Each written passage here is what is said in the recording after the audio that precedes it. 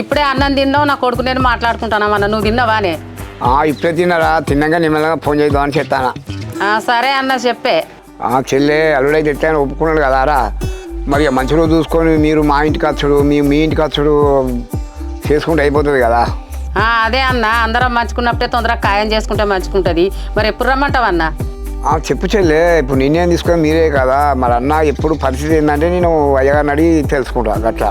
నీ మాట కాదంటావా అన్న? నీకు తెలిసిన పెద్దయ్య గారు ఉన్నాడు కదా, ఆయన ఫోన్ చేసి తెలుసుకుంటే ఎప్పుడు మంచి రోజు అంటాడో ఆ రోజు వచ్చి పిరగాడు అనిపించుకుంటాం. సరే చెల్లె, కొంచెం అయ్యగారు ఇప్పుడు గుళ్ళే పోతాడు, బిజీ ఉంటాడు. దాని తర్వాత ఫోన్ చేసి ఎప్పుడు ఏం కథ అని డీటెయిల్ తెలుసుకున్న తర్వాత నీకు మళ్ళీ కన్ఫర్మ్ చేస్తా. సరే అన్న, నువ్వు మంచి రోజు ఎప్పుడో చెప్తే మేము దాన్ని బట్టి ఏర్పాటు చేసుకొని వస్తాం మేము. సరే చెల్లె, ఓ రోజు మంచి రోజు చూసుకొని ఎంగేజ్మెంట్ చేసుకుంటే పెద్ద పని అయిపోతుంది, మన బాధ్యత తీరినట్టు అవుతుంది. పెళ్లి కూడా తొందరగా చేసుకోవచ్చు. మాకు కూడా ఈ పెద్దదాన్ని పెళ్లి చేస్తే రందిపోద్ది అన్న. ఈ